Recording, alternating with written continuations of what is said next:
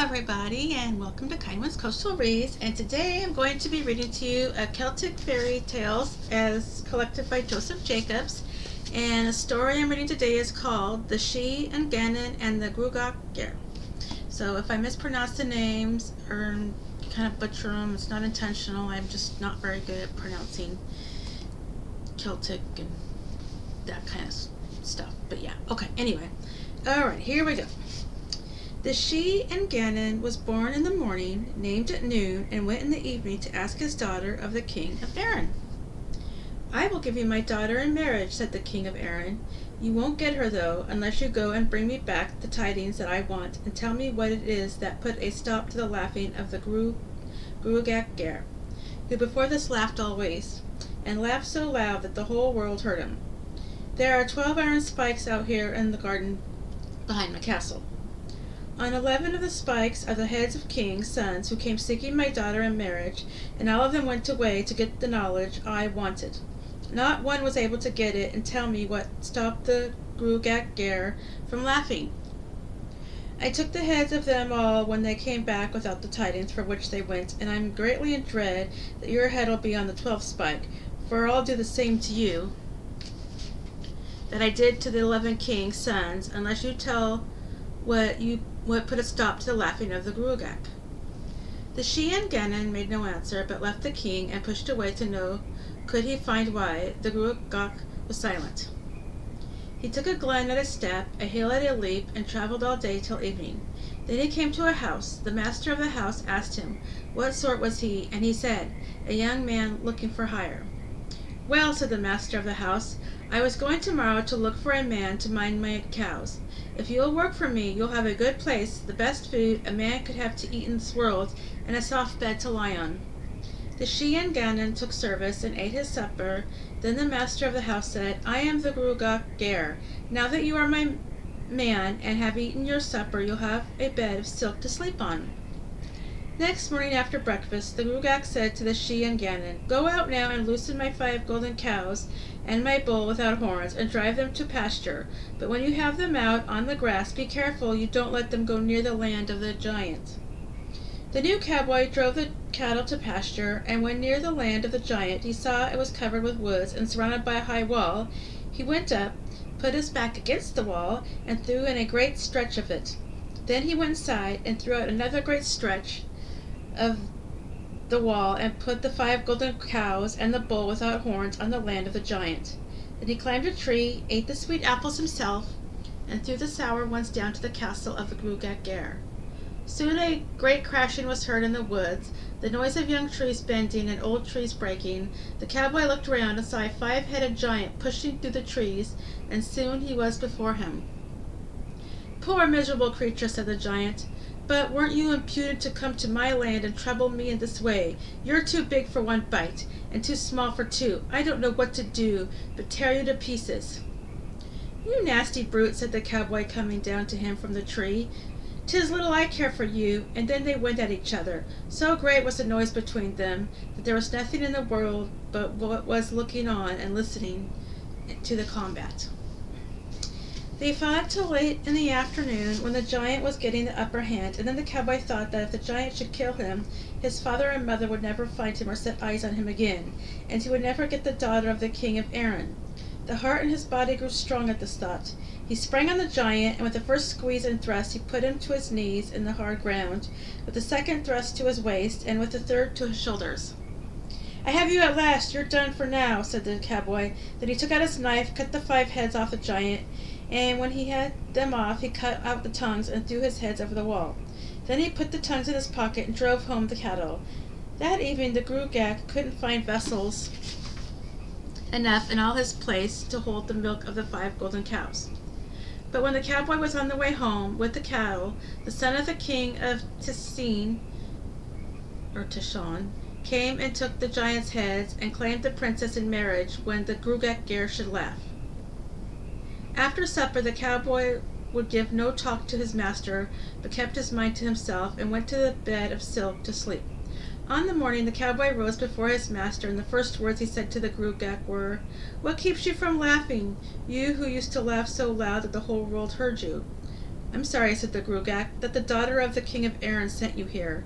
If you don't tell me of your own will, I'll make you tell me, said the cowboy, and he put a face on himself that was terrible to look at, and running through the house like a madman, could find nothing that would give pain enough to the Gruagach, but some ropes made of untanned sheepskin hanging on the wall. He took those down, caught the Gruagach, fastened him by the 3 smalls, and tied him so that his little toes were whispering to his ears. When he was in this state, the Gruagach said, I'll tell you what stopped my laughing if you set me free. So the cowboy unbound him, the two sat down together, and the Gruagach said, I lived in this castle here with my 12 sons. We ate, drank, played cards, and enjoyed ourselves, till one day, when my sons and I were playing, a slender brown hare came rushing in, jumped onto the little hearth, tossed up the ashes to the rafters, and ran away. On another day he came again, but if he did, we were ready for him. My 12 sons and myself, as soon as he tossed up the ashes and ran off, we made after him, and followed him till nightfall. When he went into a glen, we saw a light before us. I ran on, and came to a house with a great apartment, where there was a man named Yellow Face, with 12 daughters, and the hare was tied to the side of the room near the women. There was a large pot over the fire in the room, and a great stork boiling in the pot. The man of the house said to me, There are bundles of rushes at the end of the room. Go there and sit down with your men. He went into the next room and brought out 2 pikes, one of wood, the other of iron, and asked me which of the pikes would I take. I said, I'll take the iron out, for I thought it in my heart that if an attack should come on me, I could defend myself better with the iron than the wooden pike. Yellowface gave me the iron pike and the first chance of taking what I could out of the pot on the point of the pike. I got but a small piece of the stork, and the man of the house took all the rest on his wooden pike. We had to fast that night, and when the man and his 12 daughters ate the flesh of the stork, they hurled the hare bones in the faces of my sons and myself. We had to stop all night that way, beaten on the faces by the bones of the stork. Next morning, when we were going away, the man of the house asked me to stay a while, and going into the next room, he brought out 12 loops of iron and one of wood, and said to me, Put the heads of your 12 sons into the iron loops on your own head, into the wooden one. And I said, I'll put the 12 heads of my sons in the iron loops, and keep my own out of the wooden one. He put the iron loops on the necks of my 12 sons, and put the wooden one on his own neck. Then he snapped the loops one after another, till he took the heads of my 12 sons, and threw the heads and bodies out of the house, but he did nothing to hurt his own neck. When he had killed my sons, he took hold of me, and stripped the skin and flesh from the small of my back down, and when he had done that, he took the skin of a black sheep that had been hanging on the wall for 7 years, and clapped it on my body in place of my own flesh and skin. And the sheepskin grew on me, and every year since then I shear myself, and every bit of wool I use for the stockings that I wear I clip off my own back. When he had said this, the Gruagach showed the cowboy his back covered with thick black wool. After what he had seen and heard, the cowboy said, I know now why you don't laugh, and small blame to you, but does that hare come here still? He does indeed, said the Gruagach. Both went to the table to play, and they were not long playing cards when the hare ran in, and before they could stop him he was out again. But the cowboy made after the hare, and the Gruagach after the cowboy, and they ran as fast as ever their legs could carry them till nightfall. And when the hare was entering the castle where the 12 sons of the Gruagach were killed, the cowboy caught him by the 2 hind legs and dashed out his brains against the wall. And the skull of the hare was knocked into the chief room of the castle, and fell at the feet of the master of the place. Who has dared to interfere with my fighting pet? Screamed Yellowface. I, said the cowboy, and if your pet had any manners, he might be alive now. The cowboy and the Gruagach stood by the fire. A stork was boiling in the pot as when the Gruagach came the first time. The master of the house went into the next room and brought out an iron and a wooden pike, and asked the cowboy which would he choose. I'll take the wooden one, said the cowboy, and you may keep the iron one for yourself. So he took the wooden one, and going to the pot, brought out on the pike all the stork except a small bite, and he and the Gruagach fell to eating, and they were eating the flesh of the stork all night. The cowboy and the Gruagach were at home in the place that time. In the morning the master of the house went into the next room, took down the 12 iron loops with a wooden one, brought them out, and asked the cowboy which would he take, the 12 iron or the 1 wooden loop. What would What could I do with the 12 iron ones for myself or my master? I'll take the wooden one. He put it on, and taking the 12 iron loops, put them on the necks of the 12 daughters of the house, then snapped the 12 heads off them, and turning to their father said, I'll do the same thing to you unless you bring the 12 sons of my master to life, and make them as well and strong as when you took their heads. The master of the house went out and brought the 12 to life again, and when the Gruagach saw this, sons alive and well as ever, he let a laugh out of himself, and all the eastern world could heard the laugh.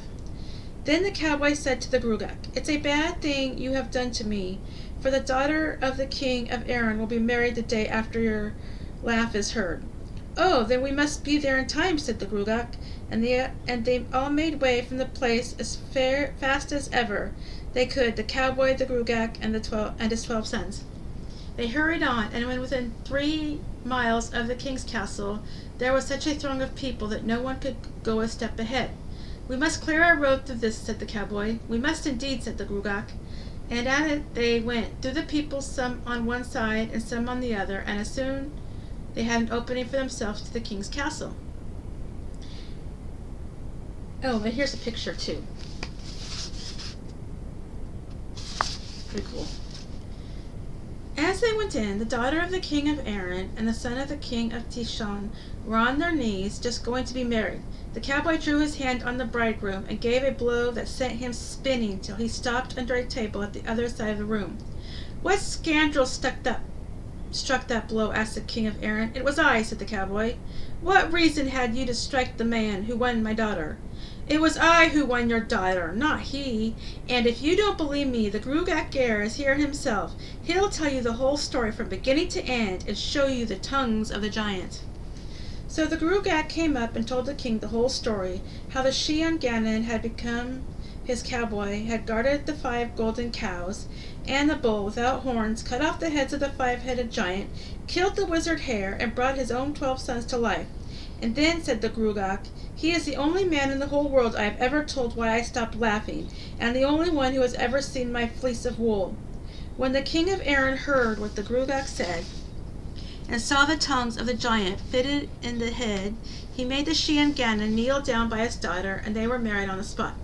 Then the son of the king of Tishon was thrown into prison, and the next day they put down a great fire, and the deceiver was burned to ashes. The wedding lasted 9 days, and the last day was better than the first. The end. And that is the story of the Shee and Gannon from the Celtic Fairy Tales. And I hope you enjoyed that story, and if you like this video, you can click the like and subscribe button, and I will try to be back tomorrow with another video story for you. Thank you for watching. Have a great night, everyone. Bye!